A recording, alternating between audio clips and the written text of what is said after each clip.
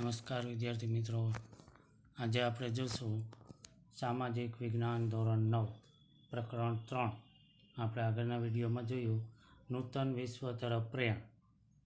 એમાં હવે આજે આપણે આગળ જોઈએ બીજું વિશ્વયુદ્ધ, તેમના પરિણામો, પરિબળો, પછી બીજા વિશ્વયુદ્ધની રૂપરેખાઓ. ત્યાર પછી આપણે જોયું તો દ્વિતીય વિશ્વયુદ્ધના પરિણામો, કે વિશ્વયુદ્ધથી કયા કયા પરિણામો આવે છે. એમાં આર્થિક પરિણામ આપણે જોયું કે લાખો ડોલરનું નુકસાન થાય છે, બેકારી વધી જાય છે, પછી ફુગાવો વધે છે, લોકોને રોજીરોટી મળતી નથી. આવા બધા આર્થિક કારણો જોઈએ. ચીનમાં સામ્યવાદી ક્રાંતિ 1917ની. ત્યાર પછી ત્રીજું પરિબળ આવે છે, અહીંયા છે ઠંડુ યુદ્ધ. ઠંડુ યુદ્ધ કોને કહેવાય? જે દૂરગામી પરિણામ તરીકે ઓળખવામાં આવે છે. ઠંડુ યુદ્ધ એટલે શસ્ત્રો વગરનું યુદ્ધ, કોઈપણ પ્રકારના શસ્ત્રનો ઉપયોગ કર્યા વિના તે યુદ્ધ લડવામાં આવે છે, જેને ઠંડા યુદ્ધ તરીકે ઓળખવામાં આવે છે. તો આવું ઠંડુ યુદ્ધ કઈ રીતે ચાલુ થાય છે બીજા વિશ્વયુદ્ધ પછી, એની વાત કરીએ તો બીજા વિશ્વયુદ્ધમાં અમેરિકા, જર્મની, જાપાન, રશિયા વગેરે દેશો છે, મિત્ર રાષ્ટ્રો છે, જીતી જાય છે. અને બીજા વિશ્વયુદ્ધ જીત્યા પછી અમેરિકા અને રશિયા બંને સાથે રહીને યુદ્ધ કરતા હતા બીજું વિશ્વયુદ્ધ, પરંતુ વિશ્વયુદ્ધ પછી બંને અલગ પડી જાય છે, અમેરિકા અને રશિયા. અમેરિકા છે લોકશાહી સત્તા ધરાવે છે અને રશિયા છે એ સામ્યવાદી સત્તા ધરાવે છે. તો આ રીતે બંનેના વિચાર ભેદને લઈ અને ઠંડુ યુદ્ધ થાય છે. અને આ બંને દેશની સાથે બીજા પણ ઘણા બધા દેશો જોડાય છે. આ રીતે ફરી પાછા બે જૂથ બને છે અને બંને એકબીજાના વિચારોનું ખંડન કરે છે, પોતાના વિચારો સાચા એને સમર્થન આપે છે, બીજાના વિચારો છે તે ખોટા છે. આવું કરી અને જે કંઈ વિચાર કરે છે જેને ઠંડા યુદ્ધ તરીકે ઓળખવામાં આવે છે. જેમાં આપણે જોઈએ તો ચૂંટણી આવે ત્યારે બે પક્ષ એકબીજાના વિરોધમાં બોલતા હોય છે, એકબીજાના વિચારોનું ખંડન કરે છે, જેને ઠંડા યુદ્ધ તરીકે ઓળખવામાં આવે છે. તો અહીંયા પણ એવું છે, બે જૂથ, જેમાં અમેરિકા છે એ લોકશાહી માનસ ધરાવે છે, રશિયા છે એ સામ્યવાદી માનસ ધરાવે છે, સામ્યવાદી સત્તા ધરાવે છે. તો આ બંને વચ્ચે જે ઘર્ષણ થાય છે, વૈચારિક યુદ્ધ, જે વાક યુદ્ધ કહેવામાં આવે, જેને ઠંડા યુદ્ધ તરીકે ઓળખવામાં આવે છે. અને આ લાંબા સમય સુધી ઠંડુ યુદ્ધ ચાલે છે. એ પણ એક સમય એવો લાગે છે કે જાણે ફરી પાછું ત્રીજું વિશ્વયુદ્ધ થશે એવી પરિસ્થિતિ ઊભી થાય છે. આ રીતે ઠંડુ યુદ્ધ એ પણ વિશ્વ માટે નુકસાનકારક બને છે. તો આ છે મિત્રો વિશ્વયુદ્ધના પરિબળો, તત્કાલીન પરિણામો. કયા કયા પરિણામો આવે છે એ આપણે જોયા. હવે પછી આગળ જોઈએ સંયુક્ત રાષ્ટ્ર સંઘ, જે તમારા ટેક્સ્ટબુકમાં જોવા મળે છે, સંયુક્ત રાષ્ટ્ર સંઘ. અને જ્યાં સંયુક્ત રાષ્ટ્ર સંઘનું પ્રતીક છે બિલો, જેને આપણે કહીએ. તો સંયુક્ત રાષ્ટ્ર સંઘની સ્થાપના ક્યારે થઈ, શા માટે થઈ? પહેલાં તો થઈ હતી, પ્રથમ વિશ્વયુદ્ધ થયું ત્યારે સંયુક્ત રાષ્ટ્ર સંઘની સ્થાપના કરવામાં આવી, પરંતુ સંયુક્ત રાષ્ટ્ર સંઘ નિષ્ફળ ગયું અને ફરી બીજું વિશ્વયુદ્ધ થયું. પછી સંયુક્ત રાષ્ટ્ર સંઘ જે હતું એ વિખેરાઈ જાય છે અને નવેસરથી પાછા સંયુક્ત રાષ્ટ્ર સંઘની સ્થાપના થાય છે. તો સંયુક્ત રાષ્ટ્ર સંઘની સ્થાપનામાં વિશ્વમાં શાંતિ અને સલામતી સ્થપાય અને લોકોનો શાંતિથી રહી શકે એટલા માટે ફરી પાછું વિશ્વ સંઘની, એટલે કે યુએન તરીકે ઓળખવામાં આવે છે, વિશ્વની શાંતિ જાળવવા માટે યુનોની સ્થાપના કરવામાં આવે છે. જે ખાસ કરીને જોઈએ તો અહીંયા બતાવ્યું છે યુનોની સ્થાપના ક્યારે થાય છે. 24 ઓક્ટોબર 1942ના રોજ વિશ્વમાં યુનોની સ્થાપના થાય છે, જેને સંયુક્ત રાષ્ટ્ર સંઘ પણ કહેવામાં આવે છે. અને આ જે ચિત્ર દેખાય છે એ ન્યુયોર્કનું છે, જે સંયુક્ત રાષ્ટ્ર સંઘનું વડું મથક છે. ન્યુયોર્કનું સંયુક્ત રાષ્ટ્ર સંઘનું વડું મથક.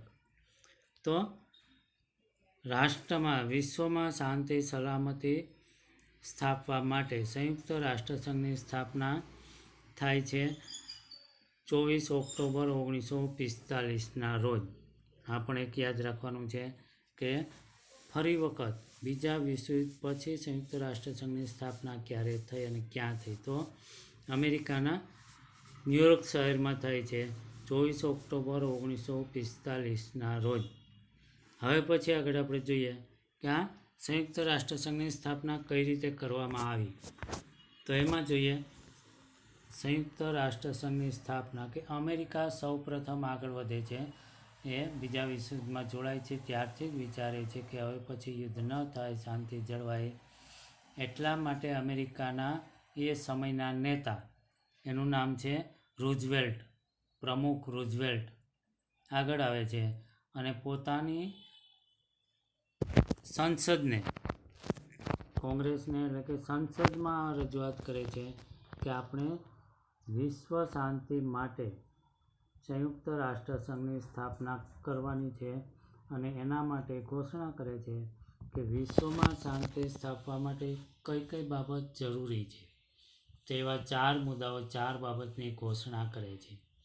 જો વિશ્વમાં શાંતિ સ્થાપવી હોય તો આ 4 બાબત મહત્ત્વની છે અને દરેક રાષ્ટ્ર માટે જરૂરી છે. તો આ 4 મહત્ત્વની ઘોષણા કઈ કઈ? તો પહેલું છે કે દરેક રાષ્ટ્ર, દરેક વ્યક્તિ વિચાર અને વાણી માટે સ્વતંત્ર હોવી જોઈએ. દરેક વ્યક્તિ અને દરેક રાષ્ટ્ર પોતાના વિચારો અને વાણી સ્વતંત્ર રીતે વ્યક્ત કરી શકવા જોઈએ. દરેક વ્યક્તિને, દરેક રાષ્ટ્રને ધાર્મિક સ્વતંત્રતા મળવી જોઈએ. દરેક રાષ્ટ્ર આર્થિક રીતે સ્વતંત્ર હોવું જોઈએ. અને ચોથું છે ભયમાંથી મુક્તિ.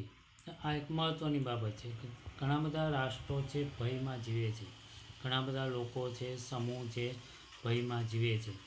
તો એમાંથી એને મુક્તિ મળવી જોઈએ અને એનો અધિકાર પણ મળવો જોઈએ. તો અમેરિકન રૂઝવેલ્ટે આ જાહેરાત કરે છે અને રૂઝવેલ્ટ બ્રિટનના વડાપ્રધાન ચર્ચિલને મળે છે અને બંને મહાનુભાવો સાથે મળીને ચર્ચા વિચારણા કરે છે અને એ એટલાન્ટિક મહાસાગરના એક જહાજમાં જઈને ચર્ચા વિચારણા કરી અને અંતે 8 મુદ્દાનો એક કાર્યક્રમ બહાર પાડે છે. 8 બાબત જેને ખતપત્ર તરીકે ઓળખવામાં આવે છે. 8 મુદ્દાનો જે કાર્યક્રમ બહાર પાડે છે અમેરિકન પ્રમુખ રૂઝવેલ્ટ અને બ્રિટનના વડાપ્રધાન, એનું નામ છે ચર્ચિલ.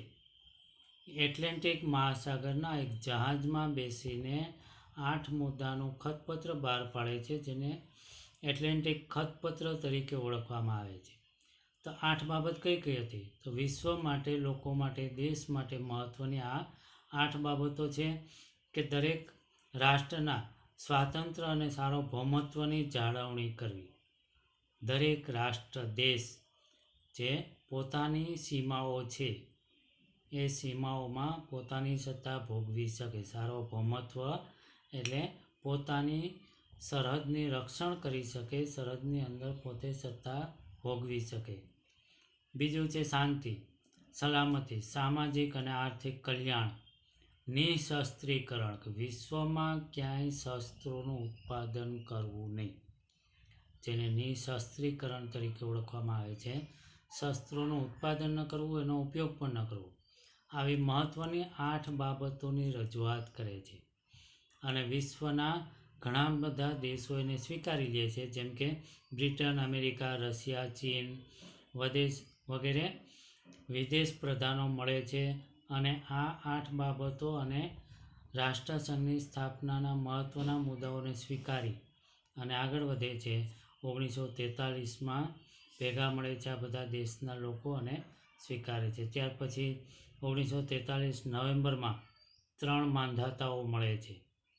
વોશિંગ્ટનમાં 50 રાષ્ટ્રોના સભ્યો મળી અને રાષ્ટ્રસંઘને મજબૂત બનાવવાના પ્રયત્નો કરે છે. 50 રાષ્ટ્રો સૌ પ્રથમ એના સભ્યો બને છે અને જાહેરાત કરે છે રાષ્ટ્રસંઘની સ્થાપનાની. ત્યારથી શરૂ કરી અને 24 ઓક્ટોબરના દિવસને એક વિશિષ્ટ દિવસ તરીકે 24 ઓક્ટોબરના દિવસને યુએન દિવસ તરીકે ઓળખવામાં આવે છે. આ ખાસ યાદ રાખજો, 24 ઓક્ટોબરના દિવસને યુએન દિવસ તરીકે ઓળખવામાં આવે છે. જે અહીંયા આપ્યું છે 24 ઓક્ટોબર યુએન દિવસ, કારણ કે 24 ઓક્ટોબરના દિવસે રાષ્ટ્રસંઘની સ્થાપના થઈ હતી. ત્યારે 51 રાષ્ટ્રો એના સભ્યો હતા અને ધીમે ધીમે આજે જોઈએ તો 193 રાષ્ટ્રો આ યુએનના સભ્ય બન્યા છે. તો આ રીતે રાષ્ટ્રસંઘ એ સ્થાપના થાય છે અને એની કામગીરી આગળ વધે છે અને ઘણા બધા દેશો આજે એના સભ્યો બન્યા છે. તો મિત્રો, આ છે રાષ્ટ્રસંઘની સ્થાપના કઈ રીતે થાય, કોણે કરી, અને જે બાજુમાં ચિત્ર દેખાય છે આ સંયુક્ત રાષ્ટ્રનો રાષ્ટ્રસંઘનો ધ્વજ છે. આ એનો ધ્વજ છે, એ પણ સ્પેશિયલ એને આપવામાં આવ્યો છે. તો હવે પછી આગળ જોઈએ, ત્યાર પછી સંયુક્ત રાષ્ટ્રસંઘના અંગો. સંયુક્ત રાષ્ટ્રસંઘ કઈ રીતે કામ કરે છે એ જોઈએ.